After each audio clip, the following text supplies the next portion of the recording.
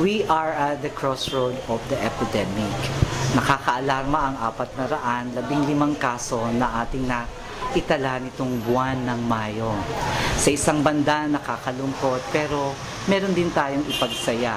So, nangangahulugan na marami ng tao ang mulat sa kahalagahan ng pagtuklas at pag-alam ng kanilang katayuan o kondisyon sa pagkakaroon ng HIV infection.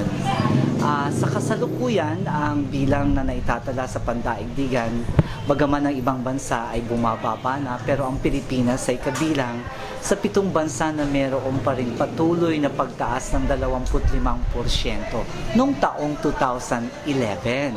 Kasama natin ang Armenia, Georgia, Bangladesh, Kazakhstan, Kyrgyzstan at Tajikistan.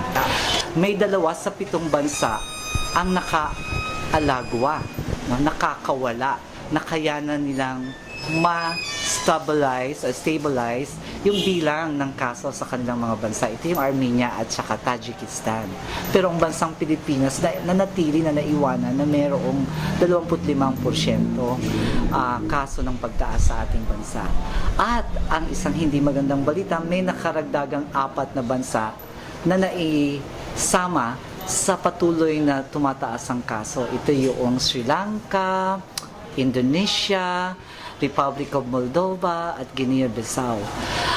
Sa kasalukuyan, nakakaalarmang tignan ng 415 kaso, sabi ko nga kanina, sa kadahilanan na malaki ang bilang, pinakamalaking bilang magmula noong taong 1984 na kung saan 2 lamang nagsimula ang kaso sa bansang Pilipinas hanggang sa dumating ang taon na 2005, nagbigla na lang talaga tayong nakakakuha ng matataas na kaso ng HIV infection. Sa isang banda, nakakalungkot, sasabihin natin, ano nga ba ang ginawa ng ating pamahalaan at ng iba pang mga non-government organization?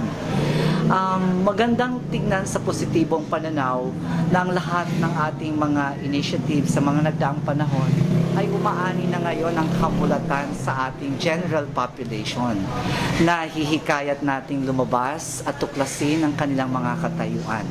Early detection and treatment ay kasiguruhan sa isang taong tumutuklas ng panibagong buhay na pwedeng maging malusog o di malusog.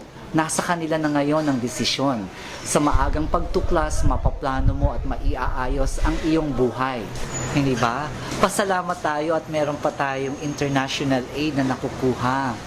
Kaya nga malaki ang role ng local government to prepare their own local government units to respond to this problem na patungo na sa epidemya. Yung local response, kung hindi sumasapat ang pera na nasa ating pamahalaan sa national level, kung may iaambag sana ang mga local government, malaking bagay ito. Pag hindi natin natugunan ng pangangailangan sa aspetong ito, may posibilidad na tumaas ang bilang ng mga mamamatay.